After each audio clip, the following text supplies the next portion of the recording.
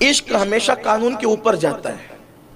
عشق ہمیشہ، یہ بات یاد رکھنا، عشق ہمیشہ قانون کے اوپر جاتا ہے. دیکھو قانون کہتا ہے، قانون کہتا ہے اللہ نے اولاد دیے تو سنبھال کے رکھو. عشق کہتا ہے اگر اشارہ کر دے تو چھری چلا دو. عشق کہتا ہے دانتوں کو مسواک کر کے چمکاؤ بچے. عقل کہتی ہے اور قانون کہتا ہے کہ اپنے دانتوں کی حفاظت کرو، چبا کر اچھی اچھی غذا کھاؤ گے. عشق کہتا ہے کہ توڑ دو.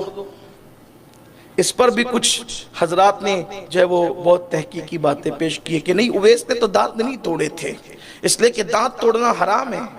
میرے عزیز بات یہ ہے کہ جسے ہوش ہی نہ، اس کے لیے حرام کون سی چیز رہ جاتی ہے؟ جسے ہوش ہی نہ ہو.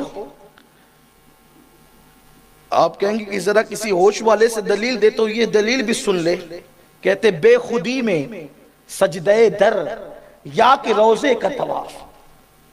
جب ہوش ہو تو بات یہ کی جاتی ہے پیش نظر وہ نوبہار، سجدے کو دل ہے بے قرار، روکیے سر کو روکیے، ہاں یہی امتحان ہے. یہ قانون ہے، یہ قانون ہے. قانون روکیے سر کو روکیے، روکو روکو روکو سر کو روکو، ہاں یہی امتحان ہے. یہ قانون ہے. جب قانون کی بات ہوتی ہے تو یہ ہے، اور جب عشق کی بات ہوتی ہے تو بے خودی میں سجدہ در یا کہ روزے کا طواف. جو کیا اچھا کیا، پھر تجھ کو کیا. او اہل عقل تیرے باپ سے کیا کرنے کا، جو کیا اچھا کیا کیا. طواف کیا، سجدہ کیا کس کا؟ طواف کیا، سجدہ کیا کس کا؟ روزے کا، مصطفیٰ جان رحمت کے روزے کا. عبادت صرف خدا کی ہوتی ہے، محبت خدا کے محبوبوں سے ہوتی ہے. سبحان اللہ سبحان اللہ. تو اب یہ جتنے بھی اعمال ہم لوگ کرتے ہیں، عروس کرنا، چادر چڑھانا، پھول چڑھانا، انگوٹھے چومنا، سلام پڑھنا، فاتحہ دینا، 11ویں کرنا، 12ویں کرنا، میلاد کا جلوس نکالنا، میلاد کی فاتحہ کرنا، یہ سارے اعمال عبادت نہیں ہے، محبت ہے. واہ واہ. کیا ہے ذرا بولیے، زور سے بولیے. اور محبت میں کبھی شرک نہیں ہوتا. سبحان اللہ سبحان اللہ. محبت میں شرک نہیں ہوتا، محبت میں شرک نہیں ہوتا. اگر کوئی آدمی آیا حضرت فیض الملک شاہ داتار کی بارگاہ میں، پوری پیشانی ٹیک دیا، نیچے منڈی اوپر پیراں کرا، بھی تو شرک نہیں ہوتا. شرک نہیں ہوتا. اگرچہ کہ اس کو یہ عمل نہیں کرنا چاہیے، لیکن بیچارہ کر رہا ہے، کسی وجہ سے کر لیا، کم علمی کی وجہ سے کر لیا، کم عقلی کی وجہ سے کر لیا. شرک نہیں ہوتا، کیونکہ شرک نیچے منڈی اوپر پیراں کرنے کا نام نہیں ہے. کوئی آدمی آیا درگاہ کے ساتھ گول گول پھرتے، ہمارے سنیاں خطرناک کاما کرتے رہتے ہیں. ارے نکو کرو رے بڑے بھائی، سیدھا فاتحہ پڑھ کے جا. بولے تو نہیں سنتا. اس کو وہ گول پھرے تک اس کی آتما کو شانتی نہیں ملتی. درگاہ پہ آتا، گول پھرتا گول پھرتا گول پھرتا، پورے 7 چکر لگاتا. اس کو جب جا کے ٹھنڈک پڑتی، ہاں اب میں حضرت کو زیارت کر لیا. حالانکہ اس کو فاتحہ پڑھنے نہیں آتا، مگر گول پھرنا آتا. وہ درگاہ پہ جا کے ٹنگ بول کے جو ٹکاتا سر، اور بعض تو اتنے خطرناک کرتے، سر ٹکائے تو بھی اس کو سکون نہیں ملتا، چادر اٹھا کے منڈی اندر ڈال دیتا، تب جا کے اس کو سکون ملتا. آپ اجمیر شریف میں دیکھیں، غریب نواز کی بارگاہ میں ایک سے آنے حرکتیں ہوتے رہتے لوگوں کے. خدا کی قسم، اس سے ہمارا کوئی انکار نہیں. ہم لوگ نہیں بول رہے ہمارے سنیاں ایسے حرکتیں نہیں کرتے، نہیں بولے. ہم تو بولے ڈبل کرتے، بول رہے ہم ڈبل کرتے. ہمارے سنیاں تو عجیب و غریب حرکت کرتے رہتے درگاہوں کو آکے، مگر خدا کی قسم کوئی حرکت کا نام شرک نہیں ہے. ہم خانہ کعبہ کی طرف دیکھ کر نماز بھی پڑھتے ہیں تو کوئی یہ نہ سمجھے کہ ہم خانہ کعبہ کی عبادت کرتے ہیں. ہرگز نہیں. خانہ کعبہ کی کوئی عبادت نہیں کرتا، بلکہ وہ ایک سینٹرلائز کرنے کے لیے، سب کے چہرے ایک طرف کرنے کے لیے مرکز بنایا گیا. صرف چہرہ کعبے کی طرف، لیکن عبادت اللہ کی ہوتی. عبادت کس کی؟ اللہ کی. میں آج عقیدے پر بات کر رہا ہوں آپ کی.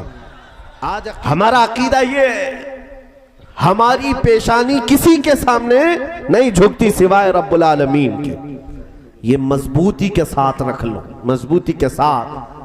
اب اے سنیوں، میں یہ باتیں اس لیے عرض کر رہا ہوں کہ تمہیں خیر امت ہونے پر فخر ہونا چاہیے، چاہے جتنے بھی بڑے مرتبے والا آئے، منصب والا آئے، تم ہو سکتا ہے اس کو اخلاقاً عزت دے دو، تعظیم کر لو، لیکن اپنی پیشانی سجدے کے لیے ہرگز نہیں جھکاؤ گے، چاہے جتنے چمتکاری بھی دیکھ لو، جتنے دجال بھی دیکھ لو، سر کسی کے سامنے سر جھکاؤ گے؟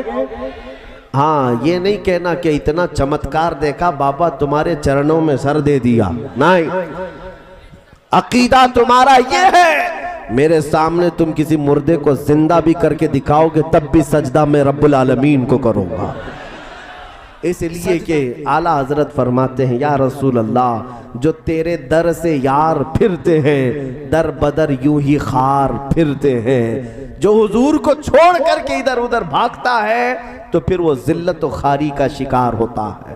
ہم نے دیکھا ہے کتوں کی سے بھی بدتر زندگی ہو جاتی ہے، کتوں سے بھی بدتر زندگی ہو جاتی ہے۔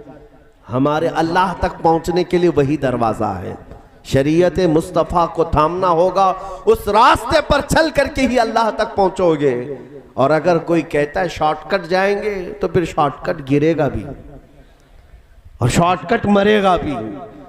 کہ خدا کے لیے عقل کے ناخن لیں اور بات کو سمجھنے کی کوشش کریں۔ عشق کے معیارات اللہ کے محبوب صلی اللہ علیہ وآلہ وسلم نے خود طے کر دیے، آج کے معیارات تو چھوڑ دیں، نبی علیہ السلام کے مبارک زمانے میں بھی کسی نے نبی علیہ السلام سے محبت کا اظہار کیا ہے نا، اور وہ باؤنڈریز اور لمٹ کو کراس کرتا تھا تو آپ نے اس کو بھی بین کر دیا۔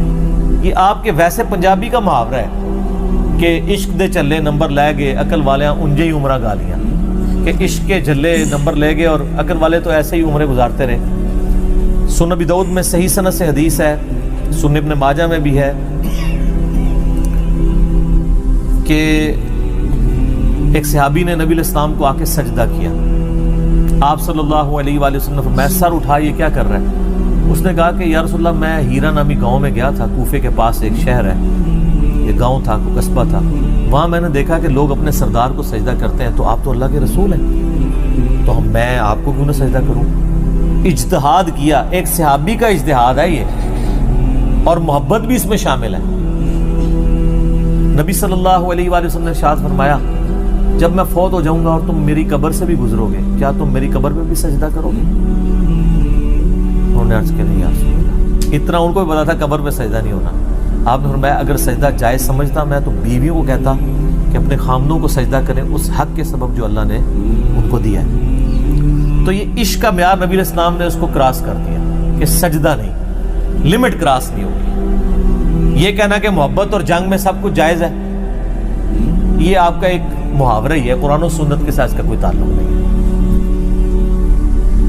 اس سے بھی بڑھ کر صحیح مسلم میں ایک حدیث ہے، کتاب الجمعہ چیپٹر میں، نبی علیہ السلام کے سامنے ایک شخص کوئی تقریر کر رہا تھا صحابی، اس نے خطبے کے دوران کہا من یطع اللہ ورسولہ فقد رشد، جو اللہ اور اس کے رسول کی اطاعت کرے وہ کامیاب ہو گیا، ومن یعصہما، اور جو ان دونوں کی نافرمانی کرے فقد غوا، وہ بہک گیا۔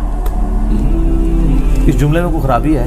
نہ لٹریچر میں کوئی خرابی ہے، نہ آؤٹ آف کانٹیکسٹ ہے، لیکن نبی علیہ السلام کو غصہ آیا، فرمایا بئس الخطیب انت، کتنا برا خطیب ہے تو نے یہ کیوں کہا کہ جو ان دونوں کی نافرمانی کرے؟ اس نے نہیں کہا یا رسول اللہ میں دونوں سے مراد دو خدا نہیں لیے، میں پہلے کہہ چکا ہوں کہ جو اللہ اور اس کے رسول کی کا تابع فرمان ہوا، اطاعت کی، وہ کامیاب ہوا، اور جو ان دونوں کی نافرمانی کی وہ گمراہ ہو گیا۔ تو ایک کانٹیکسٹ کے ساتھ جملہ ہے، میں نے آپ کو کوئی اللہ کے ساتھ شریک تو نہیں ٹھہرایا، یہ کیڑے اس دماغ میں اس زمانے میں نہیں ہوتے تھے۔ نبی علیہ السلام فرمایا تمہیں یہ کہنا چاہیے تھا وَمَن يَعْصِ اللَّهَ وَرَسُولَهُ فَقَدْ غَوَىٰ، جو اللہ اور اس کے رسول کی نافرمانی کرے وہ گمراہ ہوا۔ ان دونوں کی نہیں، دو نہ کہو۔ اب آپ کے صوفیاء بے شک شعر میں کہتے رہے کہ ہک ہے ہک ہے ہک ہے، جڑا ہک کی ڈوں آکھے وہ کافر و مشرک ہے، اور نبی علیہ السلام کیا فرما رہے ہیں کہ جو ہک کی ڈوں آکھے وہی موحد ہے، امام الموحدین کا فتویٰ۔ نبی الاسلام ان دونوں کے لفظ کے اوپر بھی ناراض ہیں. اور ابو داؤد میں اس حدیث کے آگے الفاظ ہیں کہ آپ نے فرمایا قم اذهب، اٹھ اور ادھر سے نکل جا. وَإِنَّكَ لَعَلَىٰ خُلُقٍ عَظِيمٍ، اخلاق کے بلند ترین درجے پہ فائز شخص اپنے صحابی کو کہہ رہا ہے اٹھ اور نکل جا، اپنی شکل گم کر ادھر سے. کیوں؟ بات ہی بہت سخت ہو گئی تھی. نبی علیہ السلام اللہ کے حقوق کے معاملے میں بہت سخت ہے. مسند احمد میں صحیح سند سے حدیث ہے، الادب المفرد میں بھی ایک شخص نے حضور کے ساتھ محبت میں جذبات میں کہہ دیا کہ میں سگے مدینہ کے آپ کو بتا رہا ہوں، اس کے ایکویلنٹ کتنے بڑے بڑے واقعات ہیں. سگے مدینہ تو دور تک وہاں نظر ہی نہیں آئے گا آپ کو. اس نے کہا یا رسول اللہ ما شاء اللہ و شئت، جو اللہ چاہے اور جو آپ چاہیں. آپ نے فرمایا اجعلتنی للہ ندا، کیا تو نے مجھے اللہ کے مقابلے پہ کھڑا کر دیا؟ اب پاکستانی ہوتا کہتا نہیں یا رسول اللہ میں نے اللہ کے مقابلے پہ کھڑا نہیں کیا، میں آپ کو غیر مستقل بذات، عطائی اور غیر محدود نہیں محدود مان رہا ہوں. وہ تو اللہ کا ذاتی ہے، اللہ تعالیٰ کا جو ہے وہ غیر محدود ہے اور مستقل بذات ہے. اے جتنی کہانیاں توڑے مولویوں نے کہنی ہیں نا ٹرمنالوجیز، یہ اس زمانے میں نہیں تھی. آپ نے فرمایا قل بل ما شاء اللہ وحدہ، کہہ بلکہ جو اکیلا اللہ چاہے. تکوینی امور میں، تقدیر کے معاملات میں اللہ کے ساتھ کسی کو شریک نہیں ٹھہرائیں گے. البتہ جو دینی معاملات ہیں وہ تو بخاری مسلم میں کئی احادیث ہیں. صحابہ کرام کو جب کوئی بات نہیں پتہ ہوتی تھی تو کہتے تھے اللہ اور اس کا رسول بہتر جانتے ہیں. تو دین اللہ اور اس کا رسول ہی بہتر جانتے ہیں. لیکن تکوینی امور، تقدیر سے چیزیں وہ تعلق رکھتی ہیں، وہ آپ یہ الفاظ نہیں استعمال کریں گے، وہ نبی علیہ السلام نے منع فرما دیا. تو اس لیے اس سارے کانٹیکسٹ میں اگر آپ کتابوں کو پڑھیں گے تو کتابوں کا خدا اور ہے اور بابوں کا خدا اور. سر یہ جملہ اتنا قیامت خیز ہے کہ پورے کے پورے معاملات اس کے اندر کور ہو جاتے ہیں. تو یہ کتابوں کا دین ہے. اس لیے ہم کہتے ہیں کہ سر صبح و شام ایک دفعہ جھوم کے کہا کریں کہ نہ میں وابی نہ میں بابی، میں ہوں مسلم علمی کتاب. ٹھیک ہوگا؟ جزاک اللہ.